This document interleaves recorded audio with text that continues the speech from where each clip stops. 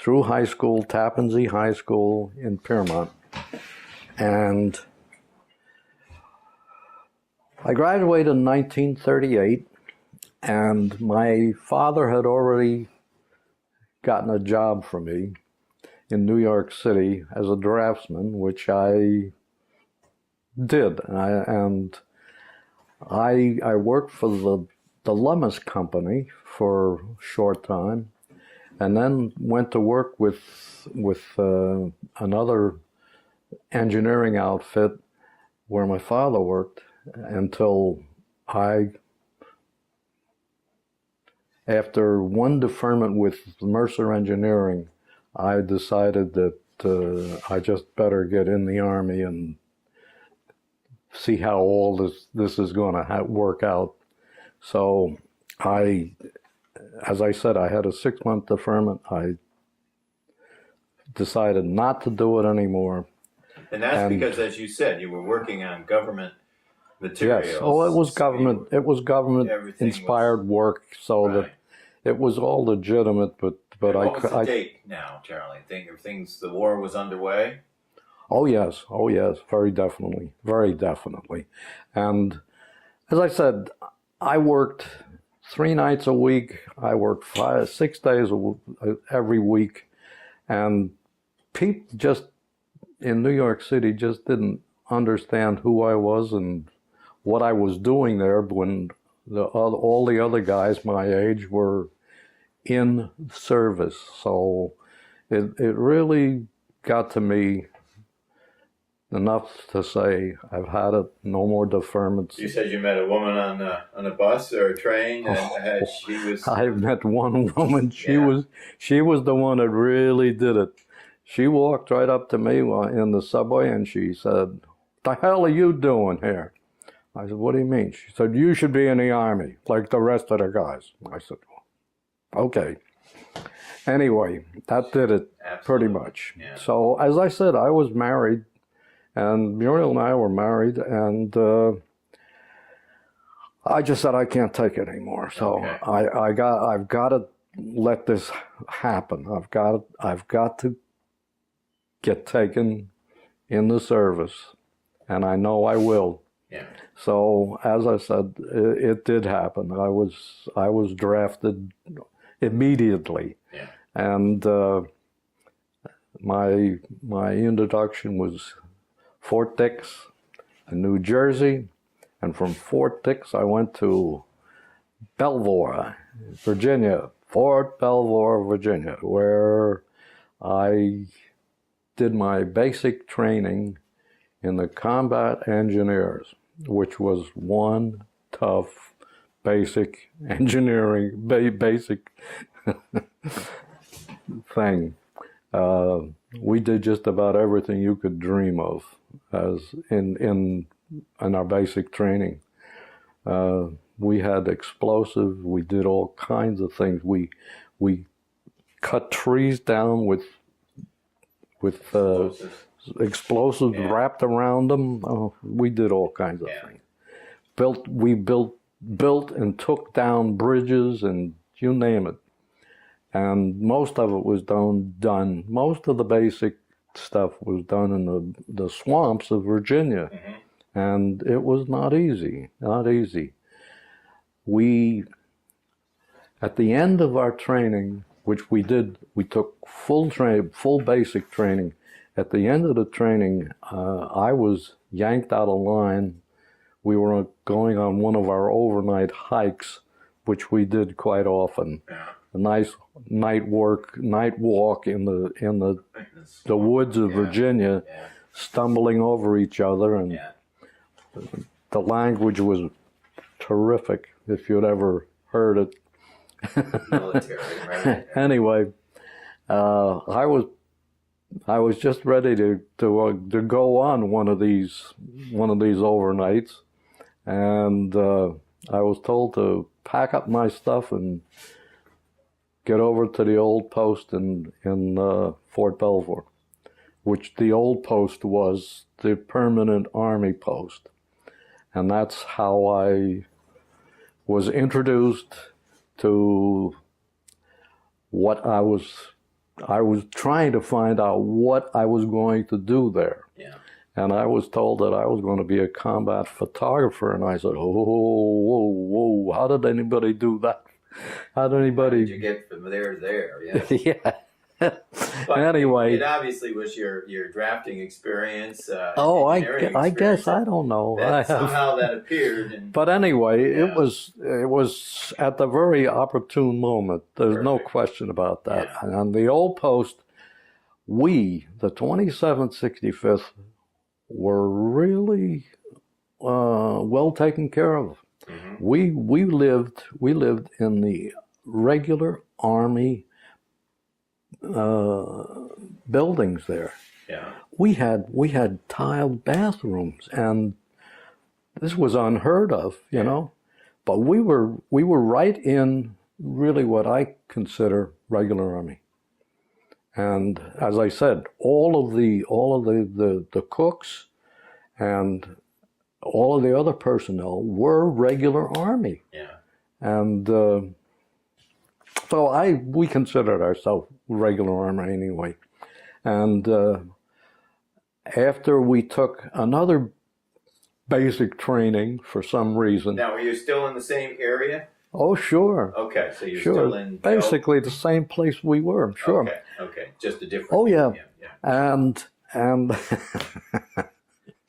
we took, as our second basic training, though, we never walked any place. We were taken by trucks, dropped wherever what was going on that day. We were taken there, and we were picked up and taken back to our quarters, and we had the food delivered to us at noontime, and this kind of stuff. How did you feel about that? Now you've gone through the grunt end of things, and now you're getting this first class treatment. You're enjoying it, I'm sure.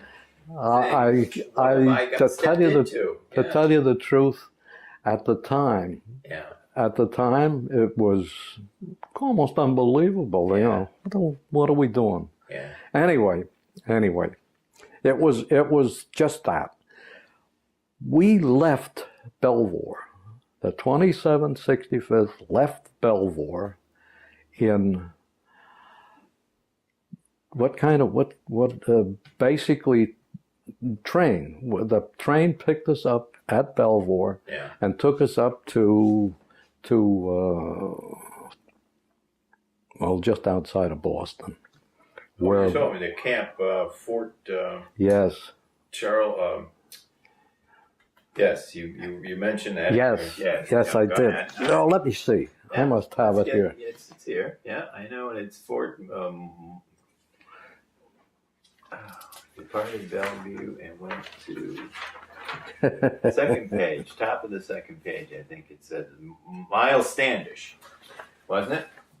What was that? Miles Standish. Yes. Okay. That was where we shipped out of. Okay. From the U.S. Yes. Yeah. When we shipped out, it was Miles Standish. So now you're up outside of Boston. Yeah. And we, as I said, we went by Pullman. Pullman. Yeah. We had sleeping quarters and everything. Yeah. And as I said, we stopped up there. The train pulled up and stopped, and we were. What I can remember, I thought we were there for a week. Yeah. Anyway, we had always all the food and everything else was all delivered, and never much to think about. And in fact, the train was on a siding, and there were houses, people were living right around us, and we were of course told, don't you dare get off the train. Mm-hmm. And everybody was off walking around, eating with people, doing whatever they wanted. Yeah. It was that kind of an outfit. Yeah. Anyway, from Miles Standish, we went to the port of embarkation right there in Boston. Mm-hmm. Got on what was the old Kungsholm, and we didn't really know what we were getting into, but we were told, because of the infantry division on board, that that we were going to go direct. We were not going to, no convoy. We were just going to squirt across the Atlantic and get these guys and working. And lo and behold, we made our turn and went down to New York area, picked up an enormous convoy of God knows how many ships. And we had a baby flat top in the front, and DE, destroyer escorts, 2 or 3 of them. And, you know, it was regular Army. Yeah. Anyway, we shipped across the Atlantic. Can I interrupt though? Go ahead. There was this a nice story that Muriel told us about her going up to Boston to see you before we left. That's pretty unique. Can you tell me about that? How did you work that out? Okay. As I said, I got an overnight pass. Okay. And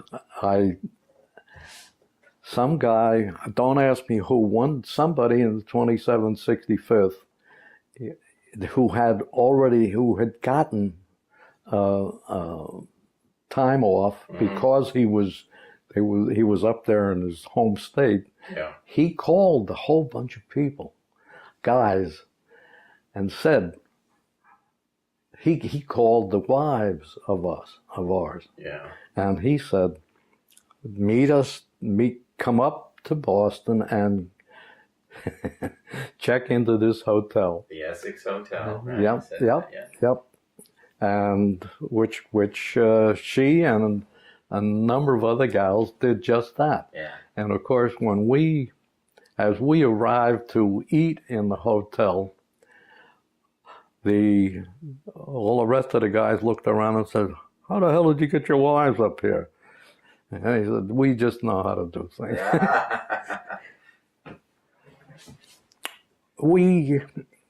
We were that kind of a group, I think. Yes, we just, it was Army, but not really. So you had a couple of days with Muriel? No, I had one day, and and it was goodbye. Of all things I did, I pulled guard duty. Oh my! And of last, I went to my sergeant and said, "Why the hell did you pick on me for guard duty? Can't I get out of it?" He said, "No, you can't get out of it." I said, "Thank you very much." But anyway, our first sergeant name was Benjamino. He was regular Army. And the other regular Army guys, as we were on board going across, he was not very well liked. And one of the cooks, a big brawny guy, said to Benjamino, "If you go anywhere near the edge of the ship," he said, "you're going overboard." And Benjamino wouldn't even show on the deck. Yeah. That was it. Anyway, as I said, we shipped across. It was long and it was rough and there was no food and the rest of the stuff. All the garbage from the first night we hit heavy weather. Yeah. Rolled all over the decks, and it was a mess. It was a mess. And I finally said, I gotta do something. I gotta get the hell out of here or something. Anyway, we finally got across the Atlantic, and as I said, we dropped the infantry division. I forget what the numbers were, but there were a bunch of young kids. We dropped them over the side, and we continued on and then came back and tied up at this big concrete port that we built outside of the Normandy. And we were assigned to Camp Lucky Strike. Mm-hmm. All the camps along in the area were Lucky Strike, Old Gold, Chesterfield. Right. Okay. Very interesting. Anyway, We were a Lucky Strike. Yeah. Lucky Strike, on that night, they transported us on these open deck trailers. Yeah. And we were hitting about 50 miles an hour up this little roadways in France, mm-hmm. and the kingpin sheared on the fifth wheel where the trailer was, and the trailer, of course, immediately the brakes go on, mm-hmm. and all of us and all of our junk that we had with us was crammed right up into into the front of this vehicle, the trailer. Yeah. And as I said, it was raining like hell, of course. But, you know, it's always something. Always like that. And as I said, here we were wandering around in this field, and the captain said, I want to volunteer for somebody to go back down the road here so that the next people through, you know, Army guys through, don't run into us. So I volunteered, and I went back down, walked back down the road, and I had nothing on me. I just the way I was, and no rifle or anything, no helmets, you know, all of this stuff. How long a walk was it? Oh, not very far. I just went down maybe 20, 30 minutes. Okay. Just enough to give them some time. Yeah. So here I am. I'm standing out there all by my lonesome, and up comes this Jeep. And I said, oh, good. And right in my nose is a rifle. Ooh, yeah. He said, who are you? I said, we had an accident up above. He said, who the hell are you? Because the Germans at the time had been confiscating our uniforms and putting them on. Yes. So that there was reason for it. Now I finally said, look, believe me, I have nothing on me. Right. You can search me, you can do whatever you please. But we had an accident, and I'm just here to tell you that. They finally said, okay. Yeah.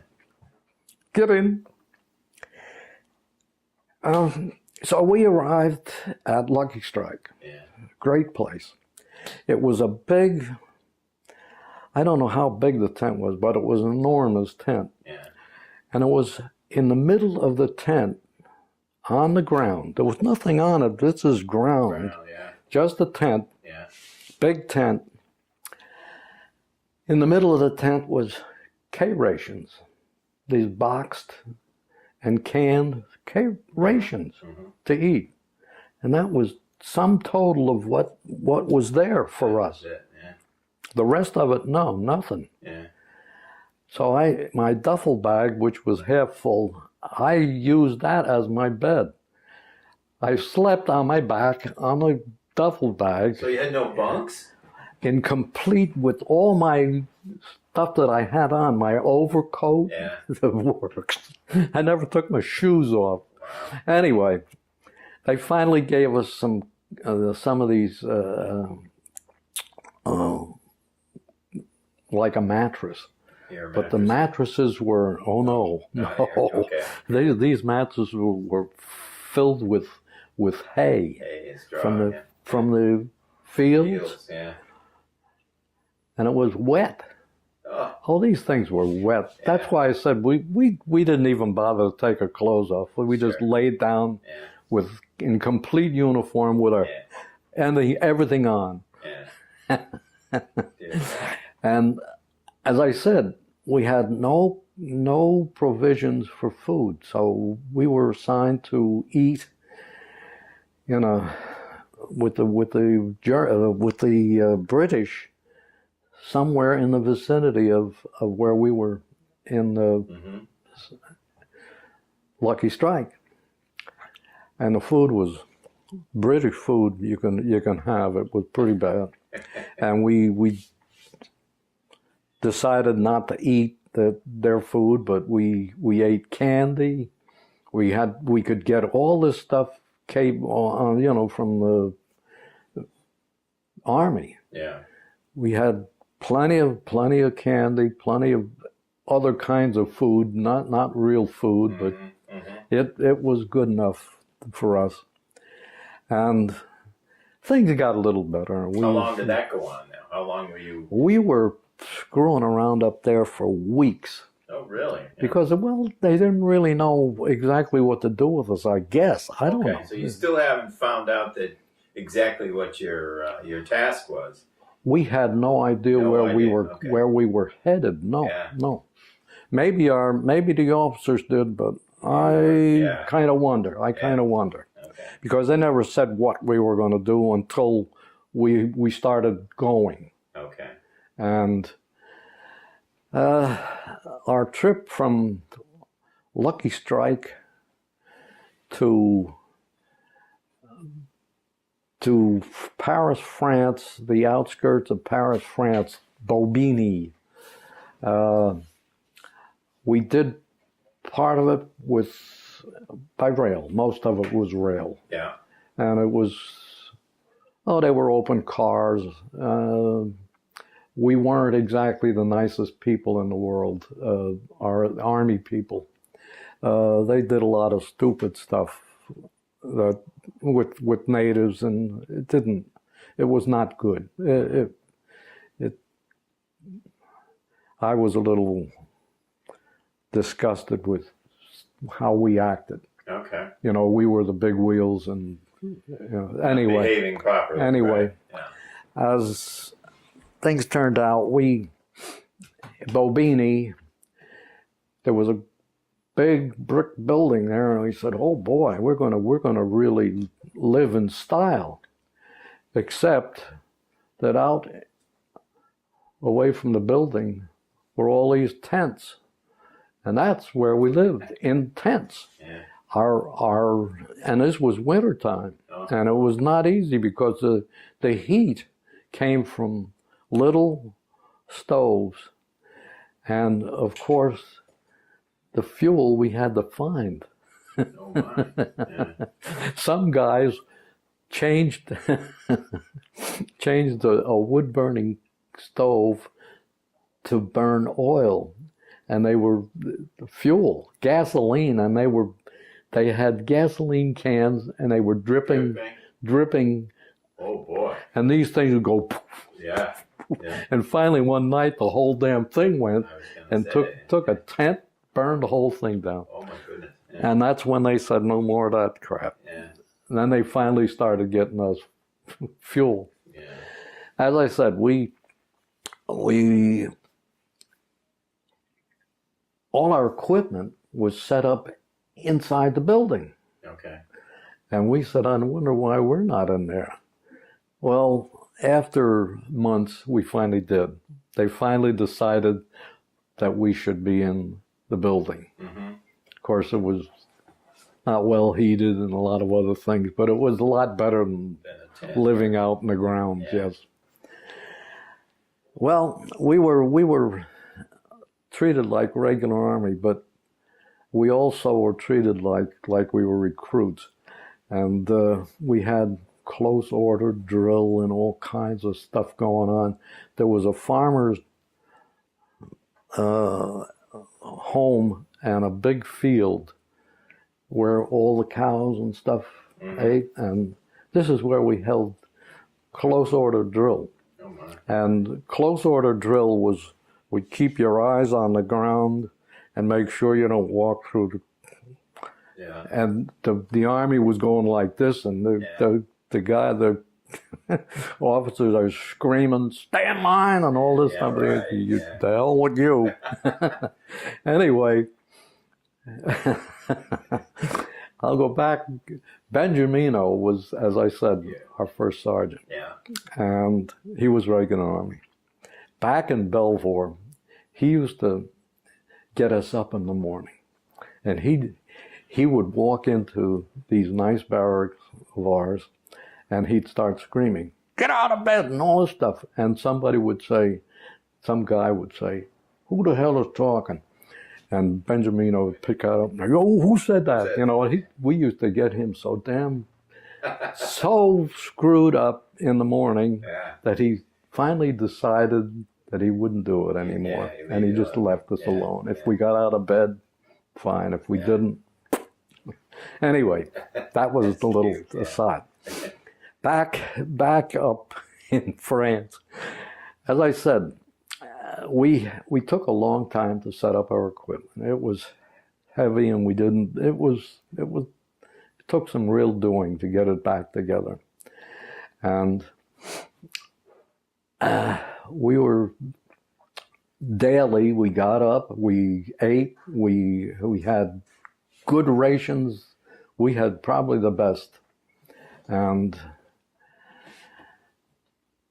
as I said, though, we kept training, but we never really made a map. We never completed a map. So at this point, you know that that's your task, is to prepare maps. Oh, yeah, you guys have all been. There was no question about it. This was so we now, were mapping. We said it, Yeah. mapping for Patton, Right.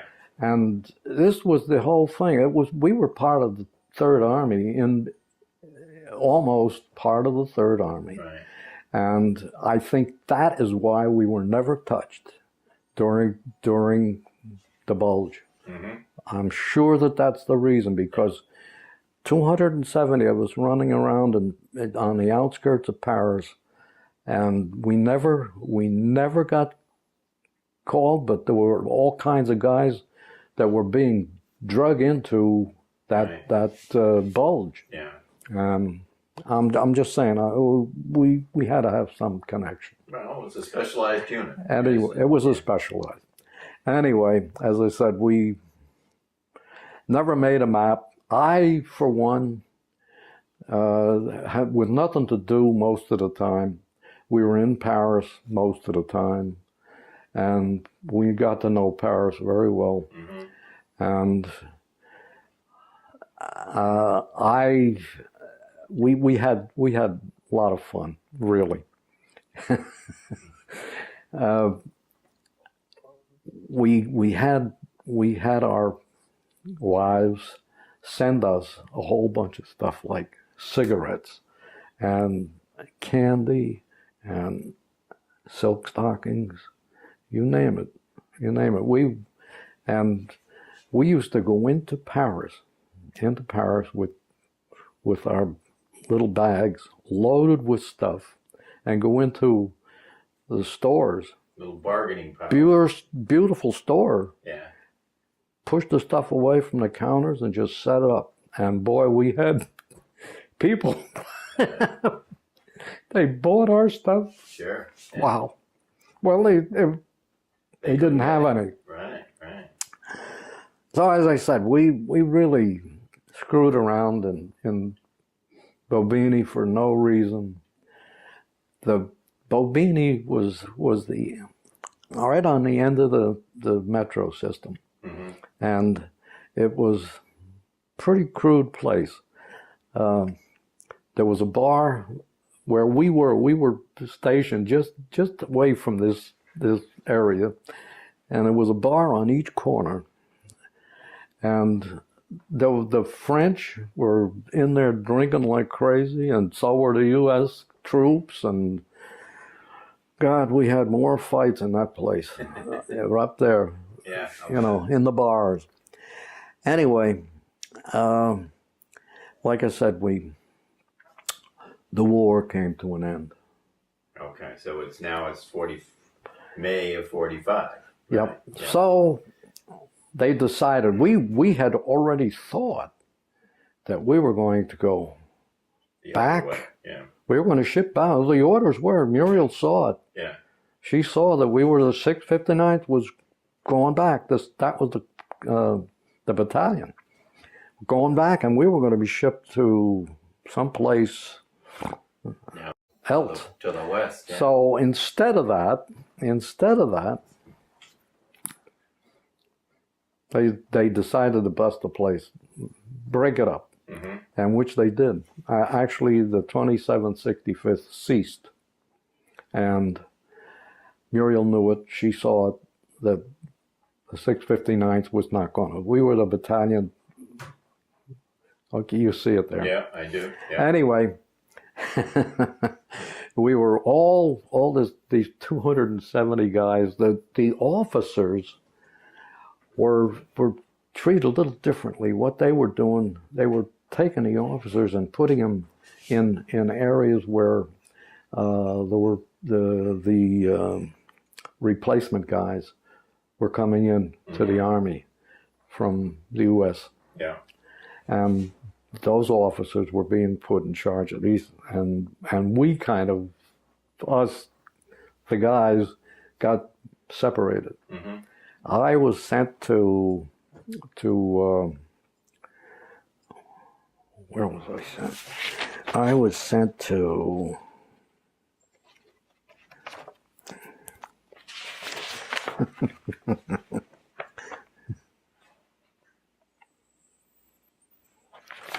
It's all there.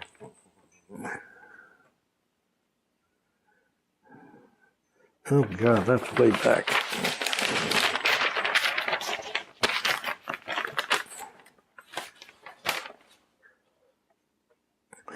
Yes, I wound up. Here it is. I wound up in Darmstadt, Germany, with the 7th Army. Yeah. 7th Army. Yeah. I was eligible for redeployment to the US of A, and as I said, this was the time when I got real friendly with Lieutenant Ed Haig, and we became very friendly, and he took me to just about every place in Germany that I could think of, where he could think of, or get any information on, see if I could get my ears fixed. So you had a hearing problem, and this fellow was trying to help you. And as I said, when the one guy in one of these hospitals said to me, "What are you trying to do? Get out?" I said, "Just forget it. Yeah. Forget it."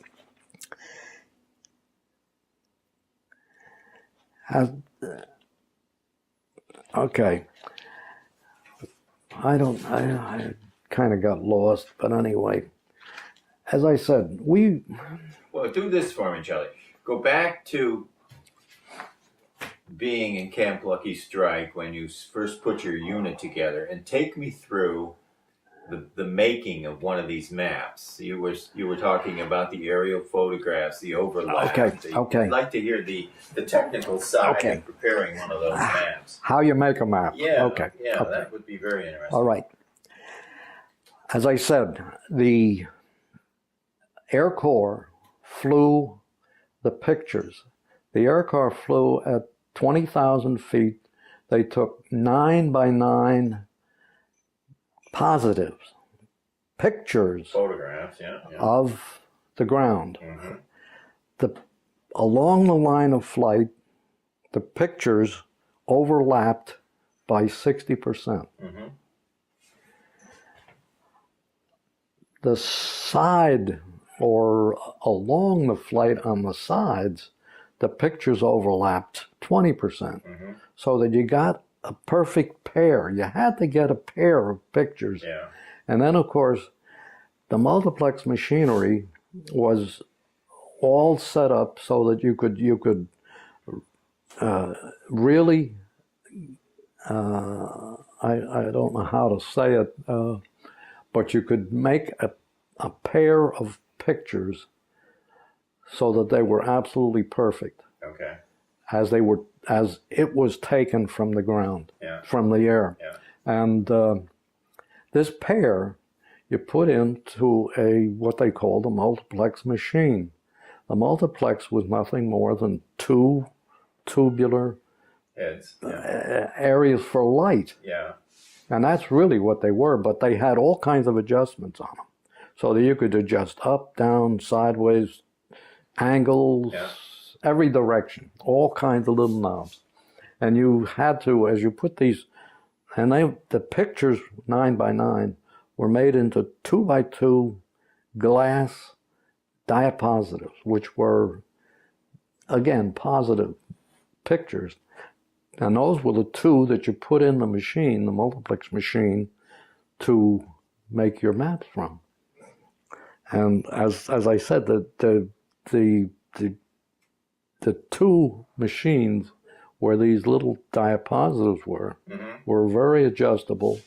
They had very good lighting, and what they did was they shot a little light down into a platen about, I'd say 6 inches in diameter, which again could be adjusted in many directions. And mostly, though, was elevation. Elevation. Yeah. And as you elevated, this platen was about 6 inches in diameter. It was white. And it had a pinhole in the middle with another light under it, so that what you saw when you look with a red and a green lens. Oh, okay. A red and a green lens. What you saw was a little ball. Yeah. A little round, illuminated ball, very, very small, tiny, like a pinhead. Yeah. And that you could put on a piece of a picture. The picture you had to set up, and out of these two things, you get a picture eventually, just one picture, and it would be the side by side and the overlap. Yeah. In that area, you got third dimension. Wow. Okay. And as I said, you had complementary colors, so that those you had to have too. And as you developed these pair, you could see elevation, and as you raised this plate, you could run an elevation at whatever interval you could set up on the machine. Yeah. And as I said, they made beautiful maps. There's no question about it. So the finished product would have the elevation lines on it, right? So well, as they were printed now, remember, we were just making pieces. Yeah. And then the printing took place by another group.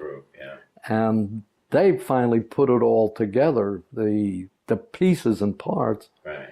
They all had, they all had coordinates so that you could put them together. And they finally made the maps. Our maps were made in color. Wow. Yeah. These were truly good maps. Yeah. Probably the best map the Army ever saw. Have you seen any of these maps, or did you? I saw plenty of them. Yes. I know, but I'm sorry. You don't have any. Huh? I'm sorry I never brought any or sent any home. Yeah. But I didn't. Okay. They must be available out there somewhere. Oh, sure. They were good maps. Yeah. Someplace in here let me see. I think this outfit was part of our they did the printing. Yeah, you said that. Yeah. That's all they did. Yeah. Communication. Com Z. Yeah. Let me see if I can. And here's the guy. Oh, I saw that. Your whole gang is listed there, and your address, so you could keep in contact with everybody. Sure, That's sure. Nice. It's not every serviceman that came home that had a list, phone book with everybody's name and address in it. Not like this. No. When we went into Paris, which we did practically every day, we never paid any kind of... When we went to casino, we just walked in, picked out the table we wanted to sit at, and we sat. Yeah. We bought their drinks, but that was it. Yeah. And they hated us like you wouldn't believe. Yeah. But we did, and we were kind of You were specialists, and that's how we were treated. we were a little out of line too. A little cocky, but that's you deserved it. And, On VE Day, you never saw yeah, such bedlam in a city in all our lives. yeah, Any life. But the French were a very peculiar people. The French, not the people north. They were different French people. yeah. The Parisians were impossible. Oh, really? Yeah. The Parisians wanted us out of there that day. In fact, after you saved their country, now they want you to leave. Right? Yes. they would walk right up to you and say, "When are you getting out of here?" Oh my. Yeah. And this kind of stuff. So that the Parisians never held too much. We didn't like most people. Okay. But VE Day was one Big crazy day on if you'd ever seen in your life. Everybody was getting drunk, plenty of booze, and God, the city never stopped. All the fountains which had never been there was no water or anything in them. All of those things were going. Christ, the lights came on. The city really went nuts. Yeah. And on VJ Day, it was just as bad. So we were in Paris on VE and VJ. Oh, okay. You were all right. Oh yeah, it took a long time to get me oriented so I could get in the right area to get home. Okay. That's what I was worried about. When do I get home? I didn't care about much of it.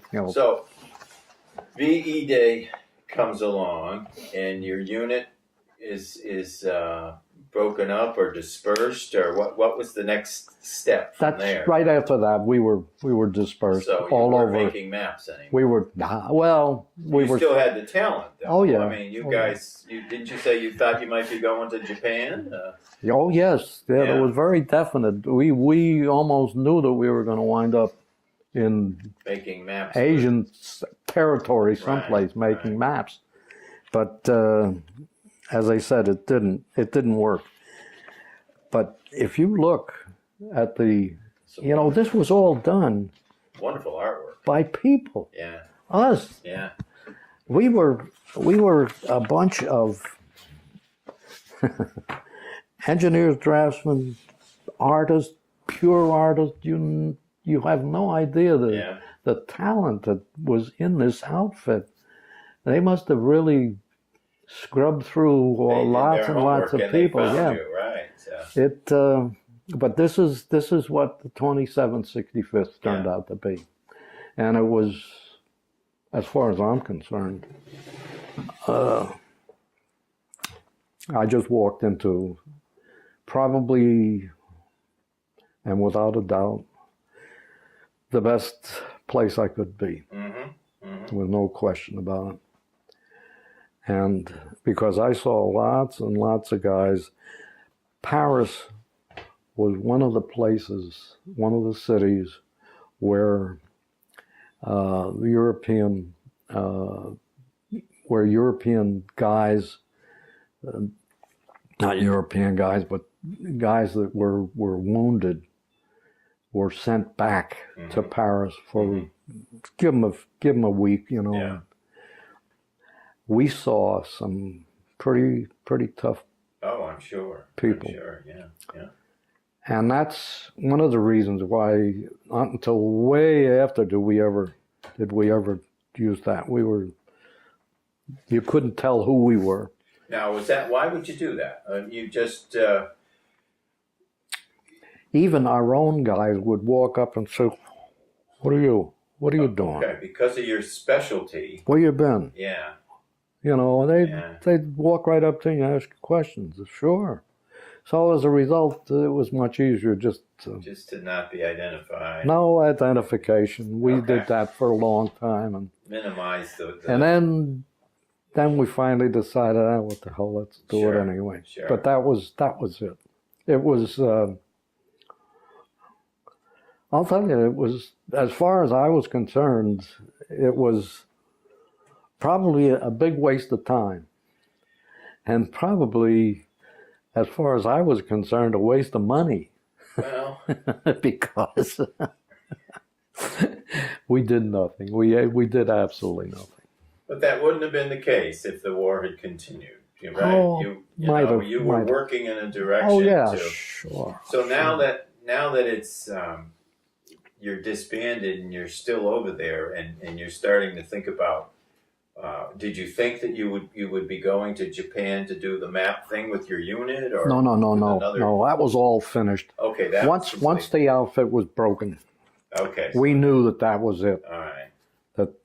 And as I said, the group was dispersed all over that part of Europe.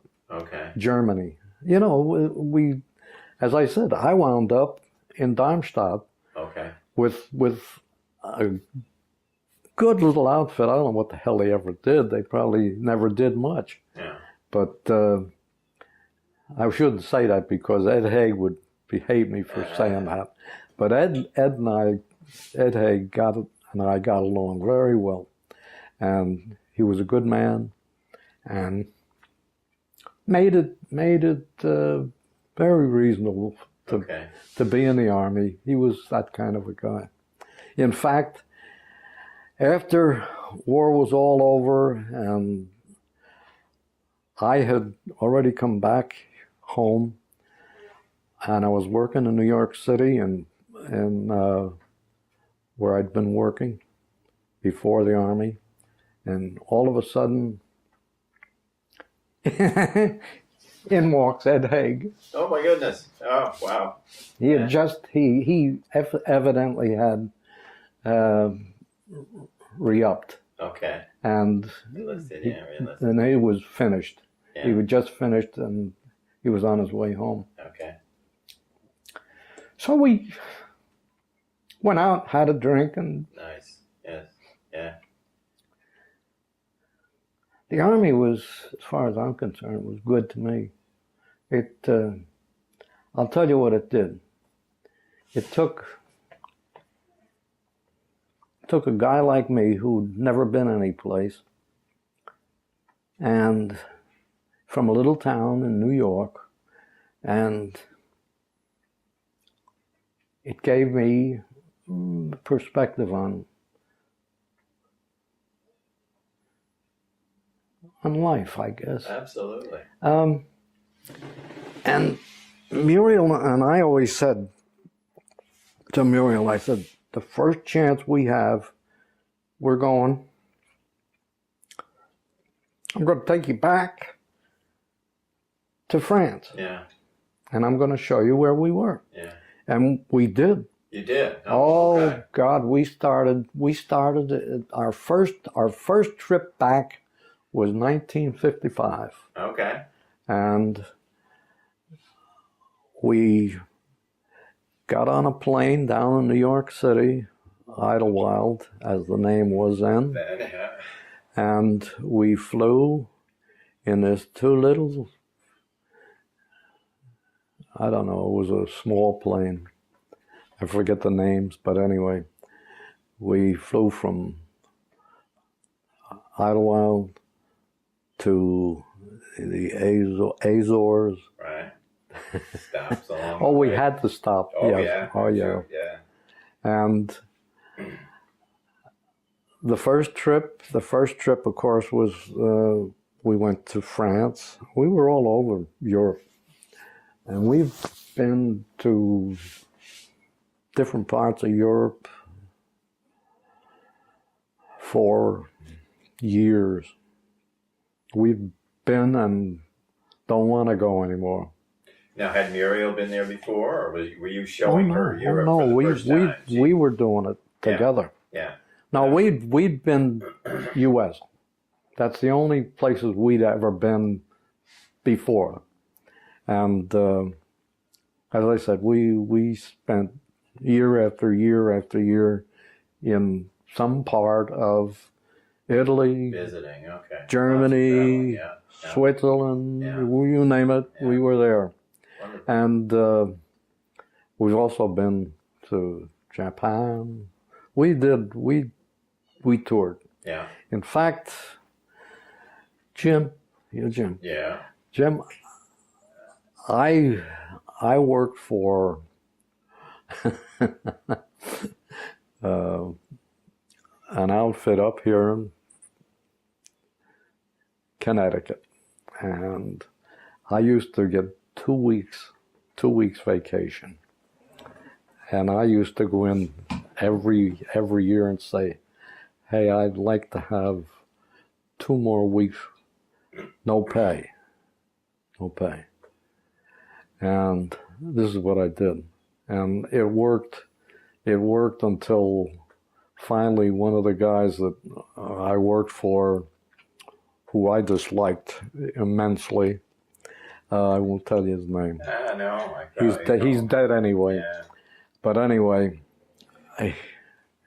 he said, I'm not going to do it anymore. I said, well, then I guess I have to quit.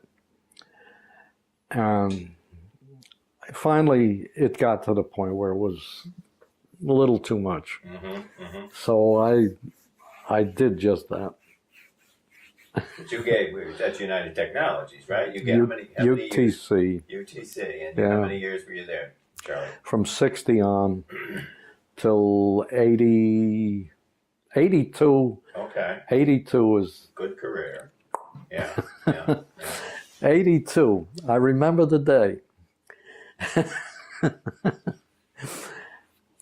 I was working at the time as a complete individual. Now, nobody was anybody. Just that's all. I was just by myself doing things. And one of the guys that used to work for me when I was there.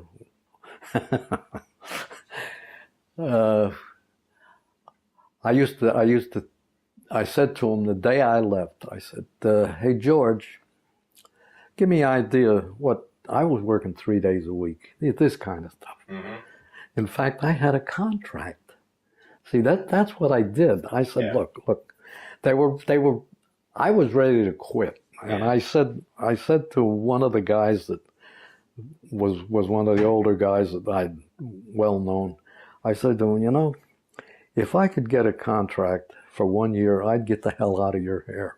I just quit. I'd get out of here. Right. And he said, maybe we can do that. So I said, well, think about it, because I just don't know what else I'm going to do. So believe it or not, they gave me that. They said, yeah, you can be a consultant. Okay, good. You're going to, every 6 months, you've got to reestablish yourself. Right. I said, every 6 months? Okay, all right, that's the way you do it. So every 6 months, here I am working with the same guys that used to work for me, sitting there in the offices, right where they are. And I'd say to them, hey, I was getting, every 6 months I get money. Yeah. More. Yeah. And I'm saying to myself, what's going on here? Yeah. And I'd say to these guys, you getting raises? What's going on? Crazy time and I did this for like 6 years. And I'll tell you the truth, I was all over again. I was in Mexico, South Korea, Japan. Yeah, all those contracts, I tell you, I was just about as far as around the world as you could get. Right. South Africa. I tell you the truth, it was kind of fun. Well, you said earlier when you joined the service, it gave you an opportunity to travel, and that continued on with your career. Oh, right? Absolutely. That's wonderful. And as I said, Muriel and I traveled. Every year we traveled someplace. Yeah. And as I said, we were Hawaii, all over that area. It's really, we've traveled, and again, we're not doing much anymore. Wow, but you had a wonderful career in the service, a very interesting career. Yeah, probably Very unique, Charlie. my time in the U.S. Army was so different. That's right. And it was different than what I expected too. Don't let anybody kid you. I thought when I made this break and said no more deferments, I'm going at it. Right. I said, of all, I just hope it's not infantry. Yeah. That I was. But you were going to take what came your way. Oh, right? no question about it. Some good stuff came your way, didn't it? Yes, Yes, it did, because I don't think I could have gotten into a better place in the Army than I did. Yeah. This photo mapping was so new and so different, and it was treated as a. Yeah, I think in your notes there you said you made a map of Schweinfurt, right? Schweinfurt. Yeah. Now, was that before the bombing, or so you did it after? It was after. The B-17s went in and did a number on it. Schweinfurt was all but it was ball bearings. Ball bearings. That's what Schweinfurt areas of Germany were mentioned to be this way. They were the ball bearing center area in Germany. Yeah.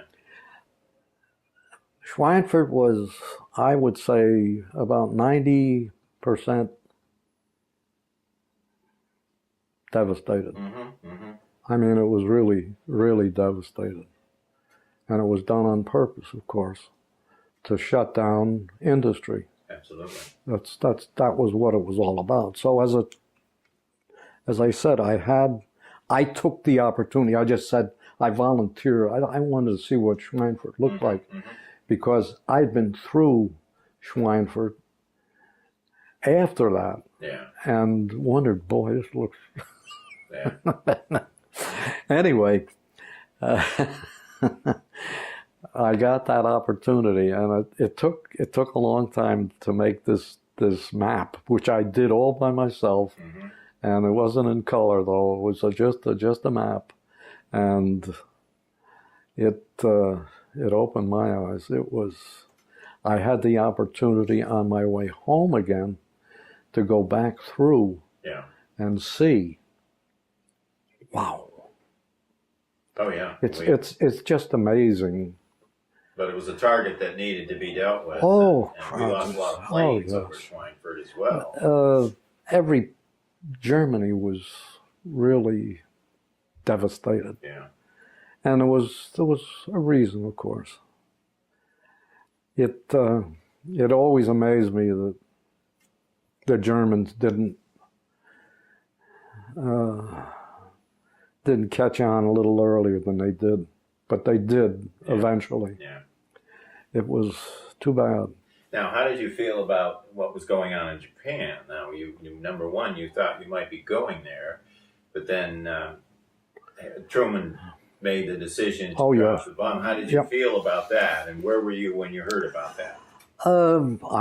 We were still in Germany. In August of 45. Oh, yeah, we were still in Germany. And we had heard that there was a rumor going on that the 2765th is going to go to Japan or someplace.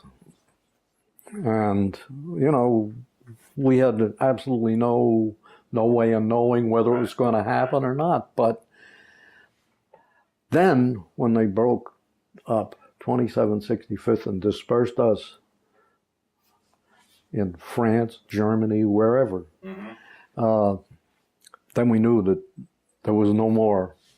We weren't going any place. And it was just as well.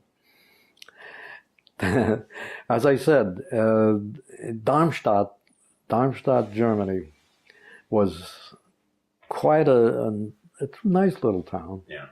I, again, had nothing to do, and along with most everybody else. And I had the opportunity. One of the guys who was there, one day wound up with a nice little German motorcycle, and I said, "Hey, where'd you get that?" He said, "Oh, I bought this here, you know." I said, "Oh, great." He said, you want one?" I said, "What do you mean?" He said, "There's a Kraut right here has got a brand new one." I said, "You kidding?" I said, "No." I said, "Okay, I'm going to try." And as I said, this was a German Kraut who owned this new little BMW motorcycle. Nice little. Oh, I bet. Yeah. It was different than the BMWs now. It was a little one longer, and it was like a bicycle. You could also pedal it. Yeah. But it was a motorcycle. And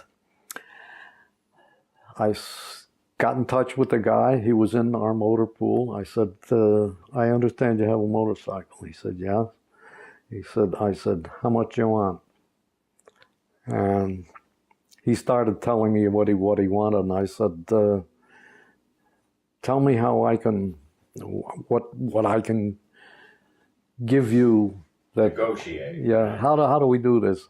And it finally wound up a carton of cigarettes, which I paid 60 cents for, really. But these cigarettes were going like... So you got a motorcycle for a carton of cigarettes? I think that was your lucky day. Yeah. Oh, yeah. And again, I never had to worry about gasoline or anything like that. It was just there at the motor pool. Sure. And... oh yeah, God, I was all over the place with that thing. Great. Until, well, I was thinking about shipping it back to the United States. Yeah. But it was so difficult at that time. So I said, the hell with it. He said, I'll sell it. So I put out some feelers with some of one of the old officers in the 2765th was still kicking around that area, and I said, I forget his name, but I think he had the first pair of shoes he ever had in his life in the Army. He was from the sticks someplace. Yeah. So I finally got his name, and I said, you want a motorcycle? Yeah. He said, yeah. I said, $100. And he said, $100. I said, yeah, $100, or I'll get somebody else.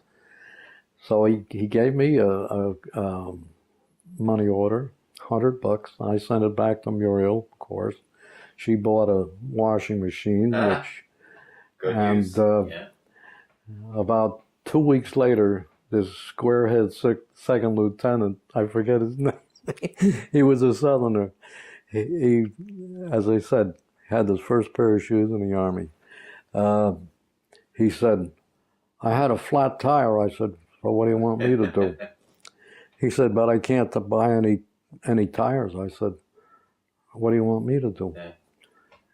Deal's the deal. Right? You couldn't find a tire. Sure, they were, and the tires that they had were ersatz, and that's why they didn't last. Yeah.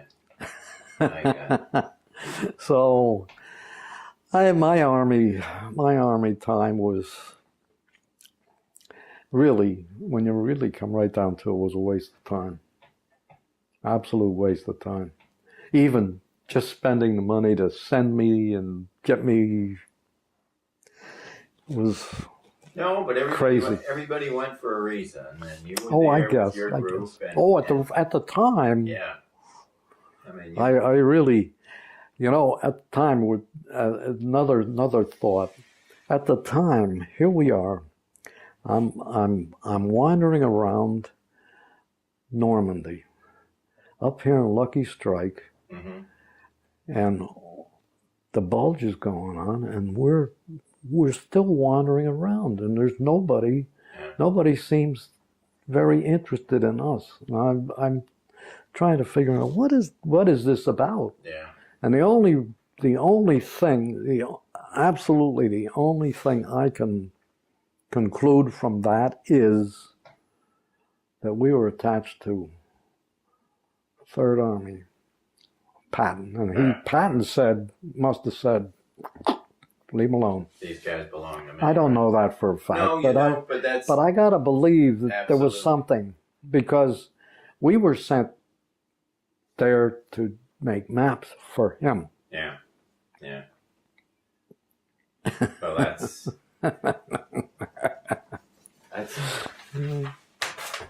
I don't know. I guess it's fun. So, your closing remarks. If you had to say your Army time, as you said, was maybe a waste of time, but it had its importance and the potential for had the war continued.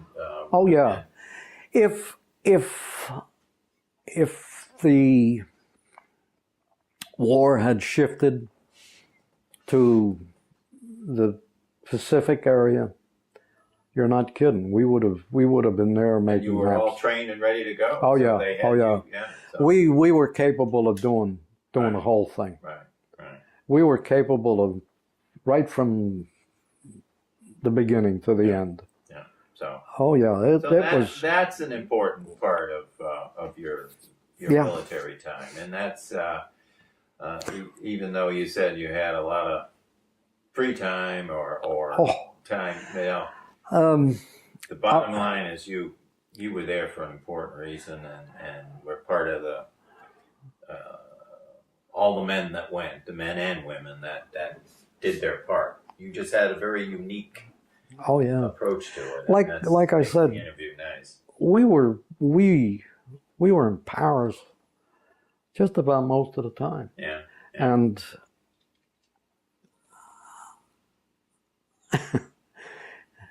and we really did. We treated the Parisians like they're too much so, but they asked for it too. And like I said, we toured. We just walked into Paris, and we didn't ask the Parisians to do anything. What we really did, we walked into every one of their shows, and they hated us for it, I know, but we did it anyway. Yeah. And even, there were lots of shows. That's one thing they did. They had good shows. They celebrated, right? They had their beautiful shows. Right? Yeah. And still, during World War II, they didn't change a bit, because we went back, Muriel and I went back and went to these same shows again, and I said, there's no difference. Yeah. And again, it was just, I think, I guess it was fortunate I was where I was at that time. I can't think of anything else. Well, it made for a great story, and you did your time, and you came back here to Connecticut and have a family, which is all nicely defined in this great book that we're going to put as part of your record. But very nice, very nice. So that's as far as I got, though, right there. Right. Well, that's. Tech sergeant. That has its importance. And you can pick me out in a couple of spots here. Here's one right there. Yeah. Here, right here. Yeah. This was the guys in that tent, just to show you how many people there were in those tents. In one tent, yeah. And of course, this was one day that we all dressed up, and I got the rifle there, right? Oh, that was the day that I got called out of line and said, come up here. Yeah. And they gave me a citation for being dressed the way I was. Oh, okay. Wonderful. Oh yeah, it was. I'll tell you, the 2765th was some kind of an outfit. There wasn't another one like it, and I don't think there's been another one like it. Did you keep in touch with any of the guys? Oh yeah, You oh did? yeah. I did for a while, long time. Yes. How many and how often did you see them? And Well, I didn't see a lot of them, no. But the one guy that I really should see was my old buddy, and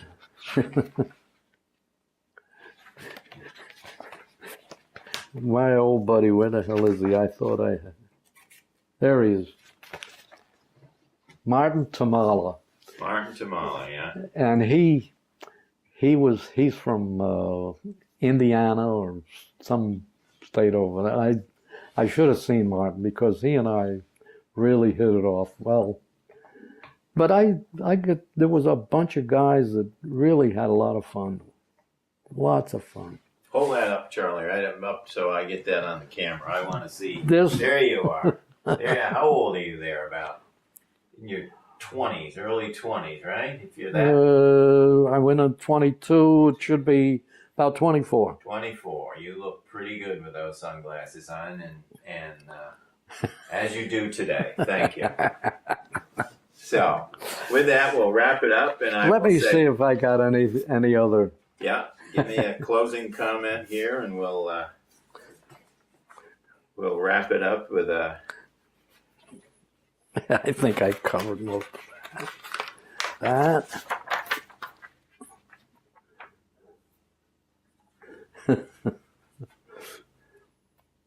Oh, I didn't tell you about the one of our experiences. We were on what they called 40 and 8s. Oh, I saw that in there. Yeah, I was. 40 and 8s. What are These 40? were little railroad cars. Okay. Railroad cars. Yeah. 40 people and 8 horses. That's the way World War One. You With- had that was- horses pulling. No. What do you mean? In with Oh, with 40 and 8. included. Yeah.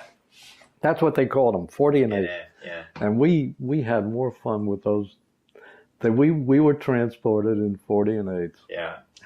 That's World War One vintage. Yes, that's wonderful. It was very peculiar, but we were. Well, Let me see if I'm just looking to see if I left out anything. Did I? Oh, I didn't tell you though. When we left Belvoir, we left with an army band.